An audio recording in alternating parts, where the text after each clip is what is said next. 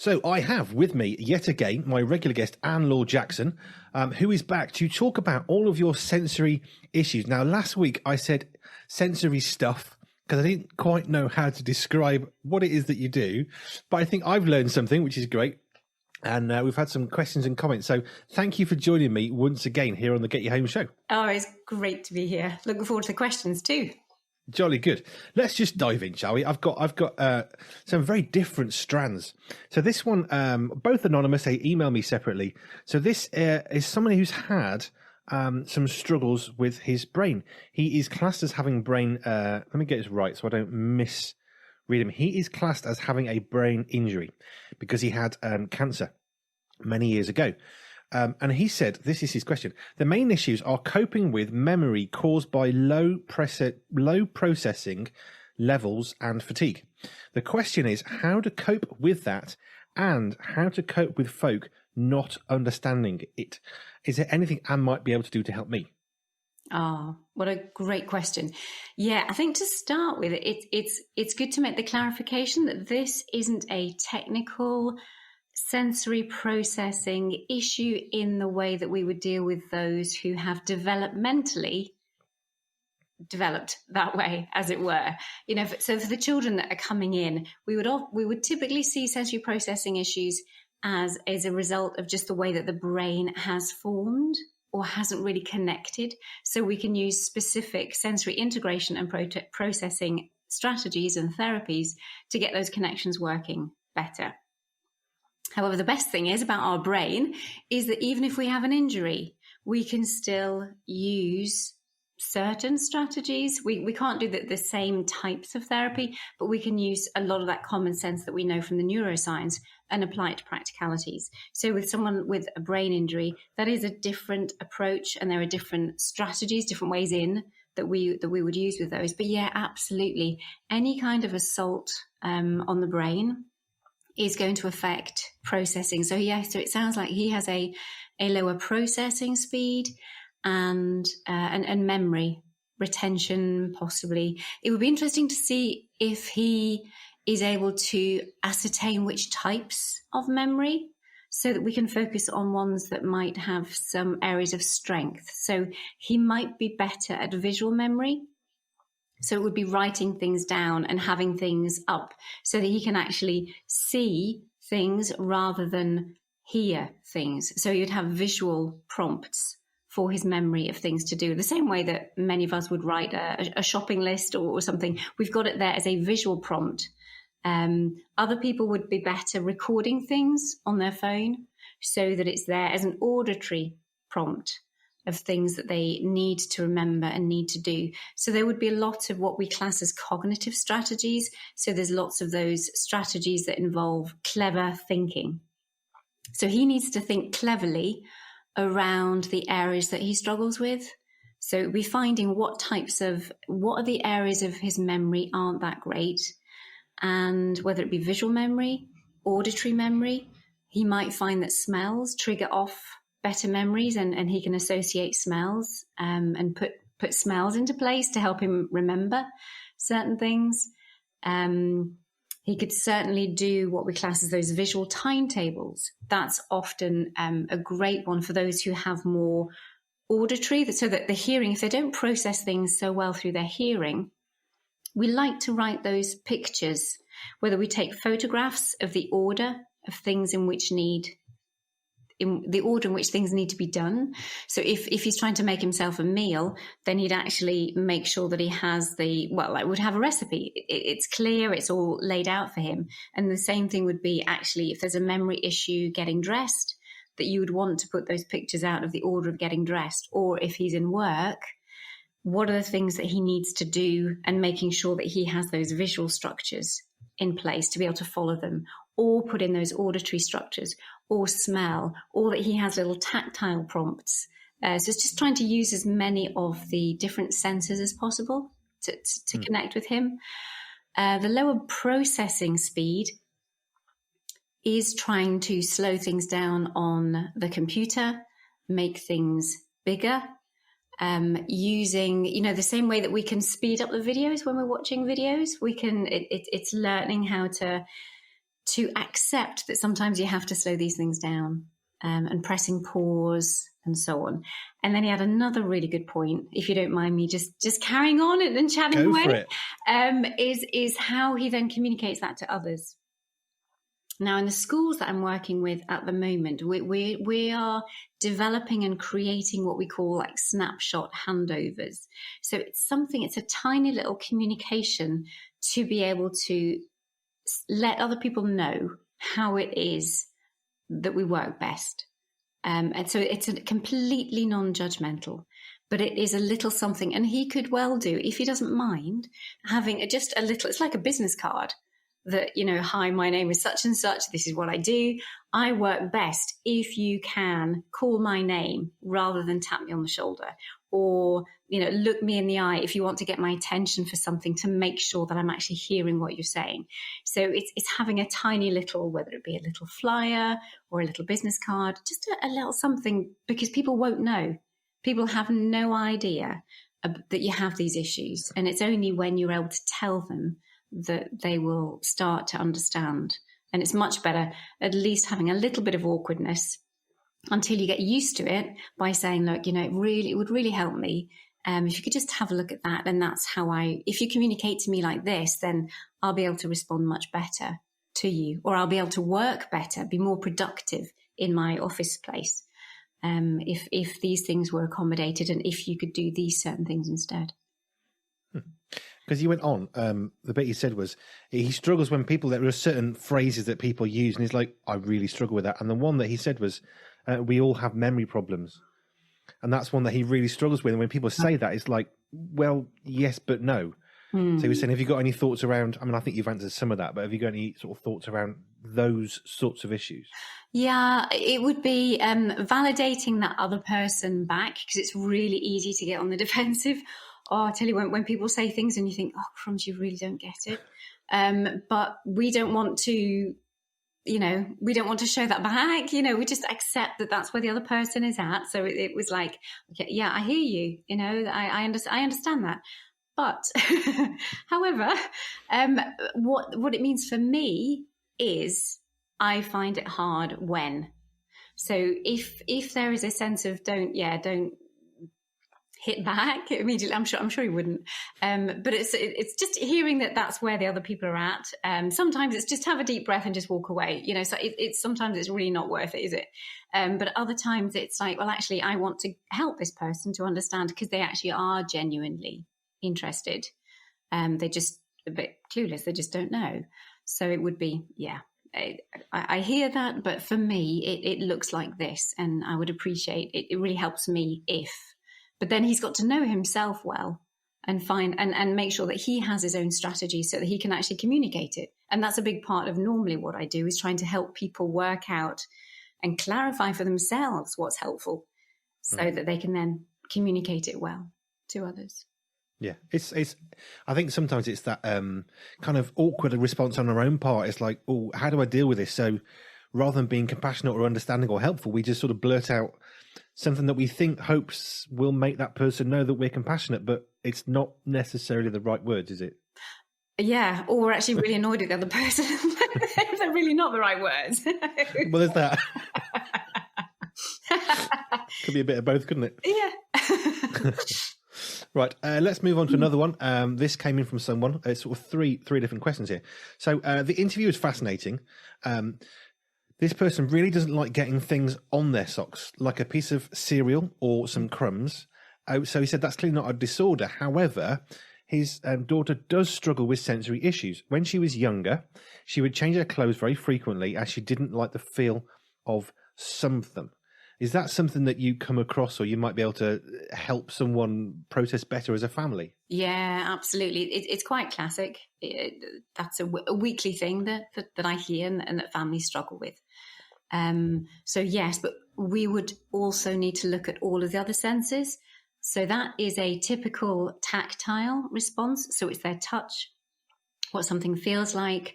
Clothes are quite typical, same way the toothbrushing, getting the hair cut, because when you do cut the hair, the little bits of hair that are cut off, they settle lightly on the skin, and light touch is incredibly arousing. It's incredibly alerting, very dysregulating for some people. So that's why that sense of a crumb on their sock is just awful. And I have no doubt, I don't know if your listeners know The Princess and the Pea. It was an old story from my childhood, and that people used to see, and the princess would be able to identify, they put mattress upon mattress and mattress, and there was a pea at the very bottom.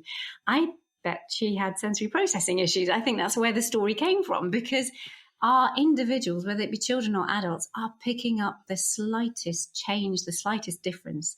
And you'll get some people and they won't go to sleep at night because there's a crease in the bed sheets. And the pajamas have to be the certain temperature. Yeah, it goes on. So, but yes, there are things we could do. And we need to ideally assess all of the 7/8 senses to then work out the best way to actually treat that. But yeah, it is a very good and a very classic representation of having a sensory overreactivity to certain inputs. It's hard. Yeah, it is. Let's move on. Another one. Question for your next interview. As a church, are there any simple steps that we could take to make services more accessible to those with sensory issues? My first thing that I would love is for the questionnaire that is in it. It's christiansensorysupport.com/church. In there, it's a free program. There's a questionnaire, and it goes through the 7 senses. So it's asking the individual, do you have an issue with the sounds in church? And get them to describe it. Do you have an issue with the amount of time you're expected to sit still or to stand? You know, the kind of like all up and down kind of thing that we tend to do in churches. That's tricky for different reasons for different people. So I think absolutely the first thing would be to have a conversation. And I like it when it comes from the front. That if there is someone at the front who's able to say, we really want to hear any particular difficulties or struggles that you might have processing sensory information. And if people don't know it, well, in that case, it's definitely better to have a questionnaire and every member of the congregation gets one of these, so that nobody is singled out. And it's very interesting, the responses that will come back. But it's nice because you care for the whole flock in that way. But I think that communication to begin with, because you can't really address any needs well until you know what they actually are. So you need information. You need to ask those questions, don't you? And be willing to have the answers that perhaps you don't even want to have. But that's the beginning of that help, isn't it? Yeah. And it is amazing. It is quite hard. It's really hard when you get something back and you want to help and you don't know what to do. And that was where the program was developed, to give solutions. So if folks are okay with feeling uncomfortable, then that's a great place to start. It's not a nice place to start, but you'll only improve and get more confident in dealing with these issues the more you're exposed to them and the more you start trying things, and then you get the positive feedback for the individual that you're trying to help, and that builds confidence, and then it moves to the next person, and then another person is willing to come back to church. They haven't been in church for a while because of this, but they all of a sudden feel as though they are valued, they are heard, they do have a voice. And that genuinely people are willing to look at it now because actually there are some solutions. I think I may have shared this one before, but I remember working in a church. We were doing some children's ministry, and there was one family, and one of their sons was very, very high on the autism spectrum. And he had sort of outbursts of shouting and not being able to sit still. And when they came to the church where we really worked with them alongside. And I said, well, how can we support you? And they were a bit shocked because no one had ever asked that question. They just feel awkward, make them feel awkward until they leave and they try and find another church. And we said, well, let's work. How can we work? What can we do? And for their particular situation, 2 of their children had no autism issues, and the one had very extreme ones. We provided a tent that was quite dark in a slight ante-room, and the child only went in there once, I think. And they said no one's actually bothered to want to work with us. But then they were feeling comfortable because once they were comfortable, the autism was less obvious because all of a sudden the child's more relaxed elsewhere, and it just snowballed. Oh, I've got some other friends. Can we invite them to the church as well? And you think, well, yeah, great, go for it. But it's asking that question, isn't it? Yeah. And that's it. And what you were saying there with those, the stress levels, if they feel heard and understood, and if there's a little bit of accommodation, all of a sudden they are able to cope. The arousal levels reduce, sensory sensitivities reduce, outbursts reduce, meltdowns reduce, all of it reduces. And that could be a slightest thing, like having the potential of an opportunity of a tent. They may not want it. They may not use it all the time, but to know that someone has thought and that it is there if they do need it, that just really helps reduce the nervous system to a place where it can actually cope much better. So it's, that's lovely. Really lovely. And the whole family relaxed, and then everything got better. So it doesn't take a lot sometimes. No, it doesn't take a lot. And that's the thing, when it's like, especially when we are talking about churches, I have a real passion for families coming together and enjoying church. There is nothing compares to being able to fellowship with my children. That is the most important thing. That's the number one. That always has been the number one in my life. Everything that I do, what I choose to do, how I choose to do things. It's about how to have that connection with my boys, especially spiritually. So, and I think we all need that recharge. For those who are coming from a faith base, to have that recharge once a week. And people often say, well, how can I recharge if I have my children with me? And it's like, we've got certain things we need to turn around and tweak around, because actually fellowship and worship is a family thing. But actually that's a big discussion to have as to different ways we can support families in different, according to what helps them on a Sunday and on a Sunday morning. But essentially, it's worship is a family thing, and that's how God designed it. So, okay, let's move on. To be honest with you, there were times when my daughter was young that we just did not go to church. We were a Pentecostal church for a short time, so Pentecostal would be much louder, generally, lots more kind of loud singing and stuff, but for a short time. But the music was so loud, and the preacher got very passionate, overly passionate, that it was too much for my daughter to handle. We now have several Christian families with children who have autism, who just avoid church altogether because it's too difficult. What would your response be for something like that? Yeah. Okay, so we have the conversation first. Secondly, it's really interesting. Let's just focus on the auditory processing there, because that was the main thing that they picked up to begin with. The fact that it's too loud. Sometimes I would absolutely agree with that. And there's a conversation that needs to be had about how loud something needs to be. If something's over 90 decibels, especially if in certain churches the worship is longer than 30 minutes, you have something over 90 decibels and you actually damage the hair cells, and hair cells don't grow back, so that you're actually causing hearing loss. So I think it is a big thing for churches, even for church festivals, that we understand how God's made us, and actually the auditory system is really important, that we do protect it. So having really loud music is, I think, dishonoring to humanity, and isn't great. However, there's loud and there's loud. There is immersive auditory input, which is doesn't hit that same loudness, but it's really full. And you have sound that comes around the church, and it's really, it's a very, very full sound, but it's not a loud sound. So I think as churches, it's great we've got amplification, it's great we've got sound systems, but we do need to look at how we use them, and where the speakers are. I think there's things that we can learn for sure as to how to get the best auditory experience for everybody without it being overpowering. There are often also quieter spots in churches.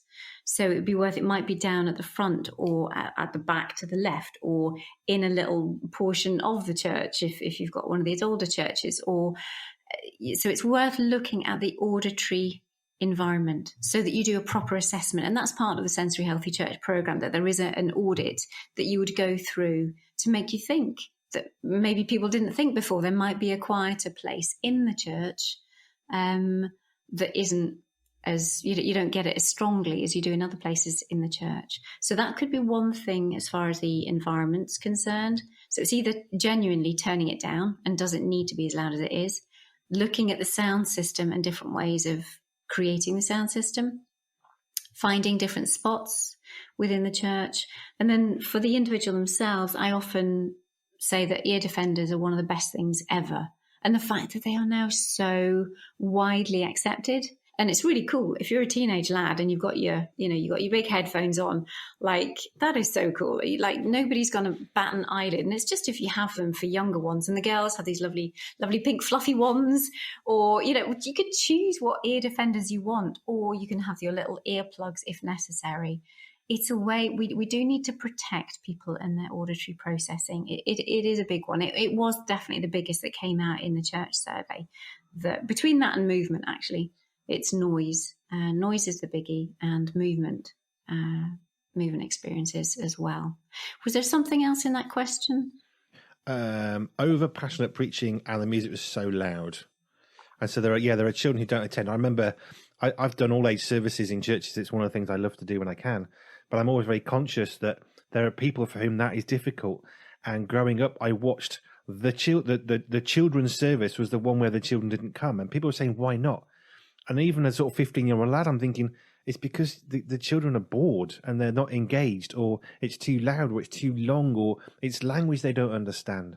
So it's like, is it any wonder the little ones don't come? Because then people kind of scowl at them, and they're making your children are making noise and all that kind of stuff. And actually, when I've done all age services, I get people saying, thank you. Actually, we felt like we were able to engage in part of the service. Yeah. So I think there are things that we can do. And quite a few times we've had particularly adults with additional needs, and the parents have come afterwards. Thank you so much for engaging with my child. They never engage in a church service, but something that I was doing that, and I just treat people like people. Yeah, that's the first thing that I do. Absolutely, that's precious. Absolutely precious. And the other thing, actually, that I was thinking about the auditory system. I mean, it's quite radical, and I've never actually seen it. So if there is a church that is doing it or that would like to start doing it, I talk about having these sound pods.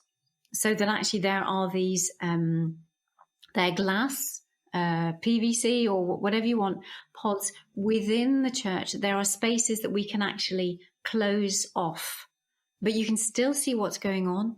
They can move in there quite readily. You can pull a curtain if the individual inside the pod is going to be quite distracting for the rest of the congregation. So they're not put off, but they can move inside there. They can make their own noises. That's also another big thing. It wasn't just the noise that was coming from the front, but it was the fact that some of our individuals do need to shout. They do need to make little noises. They do need to verbalize and vocalize. So it's how can we do that? Yes, we could take them out the service, and that's absolutely fine. And they can watch it on a screen outside. But also, if they want to be part of what is going on in the main sanctuary, in the main building, well, then you just get these little sound pods, these little 2 meters, 2, 3, 4 meter pods that you just construct out of UPVC, and it's there as a safe space, but it really dulls down the auditory input from enthusiastic preaching to the sound of the music, from the sounds from the congregation, and the sounds from the individual themselves. So they're still part of it. They just have these. I love the idea of seeing like lots of little pods of different sizes so that people can move and they can join in, but they're not distracting, or they're not making noise and disturbing other people within the congregation. I mean, we're talking about churches to some extent, but actually this can be applied to a business like a coffee shop. They could apply some of the same things of, well, that particular place is next to where you've got the coffee machine, and that's quite a piercing noise, or you've got cups coming out of the dishwasher, and that's traveling, because sound bounces in weird ways. This is not a great spot, so you might want to have a table in the corner. Well, this is actually the quietest part of our cafe. Yes. A little sign on it, if you're struggling with sensory issues, this might be a better spot, or just understanding those things. Brilliant. Yeah, absolutely. And that's what I love. It just goes across the board. You start thinking sensory, and then you can just see how it applies to home, to work, to leisure, to clubs, to communication. I love it. Awesome. Well, thank you again. I'm actually fascinated by 2 things I'm going to come back on, actually, before we finish. One was, you said 7 or 8 senses, which I know we've chatted before, but that always jars in my head because I think there's only 5. So we'll come back to that one. And also you said 90 decibels is a point at which we actually start to cause hearing damage. So that's actually something that's very easy to measure. I think you can get apps for phones now for decibels. Yeah, that's an easy one to check. Oh, it is. It has, like over the 30 minutes, I'm awful at doing that. I do have my app because it's just like, this is really, really important, guys. This is really important. So yeah, I have my app on, but I do it discreetly. I think it's more for information gathering at the moment because you have to be careful as to how you communicate it, but it is there.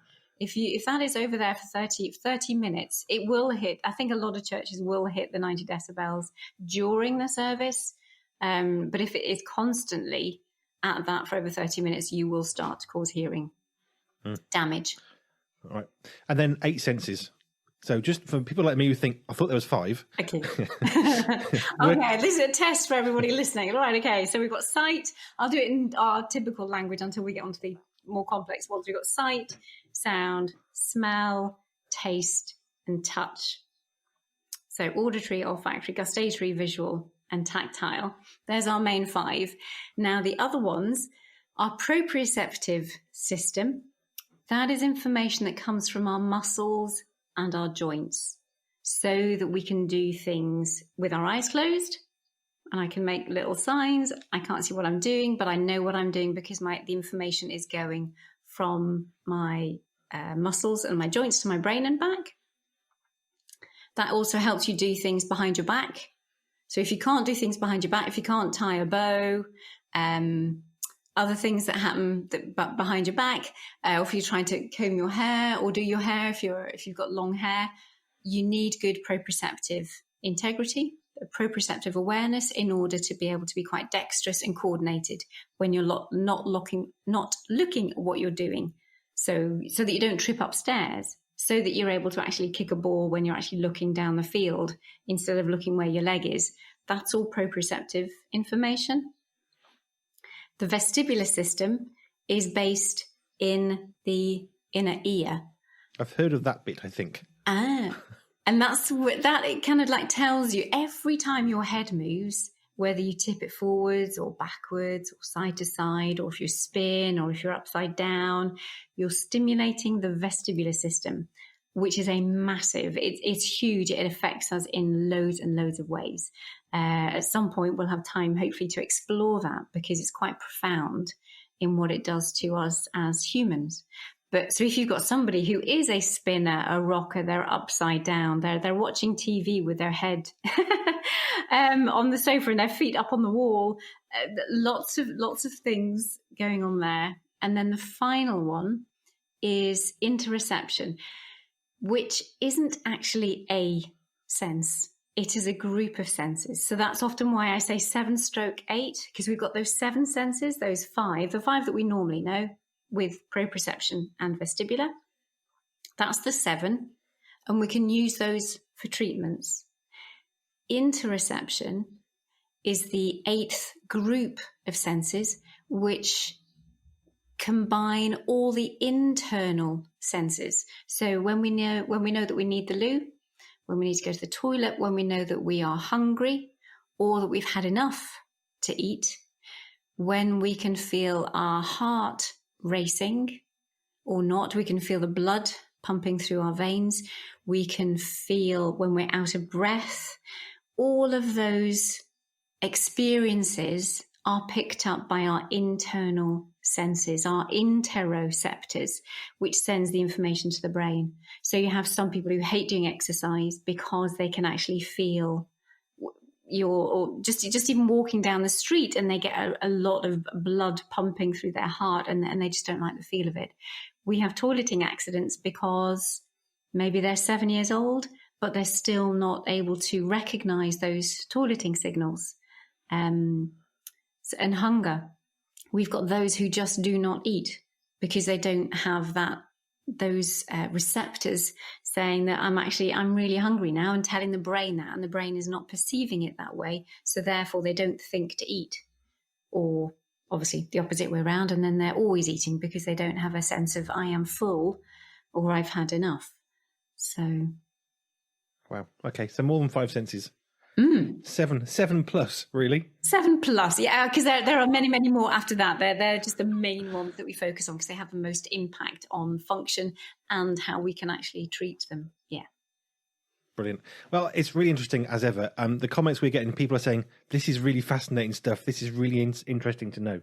So thank you for being part of this. That's great. It's really encouraging to encourage other people, and how can you live the better life as you are, who you are, where you are, in the environment that you have, rather than just feeling you've got to come away from everything and come away from life. How do we help you? And this is what I'm learning about this.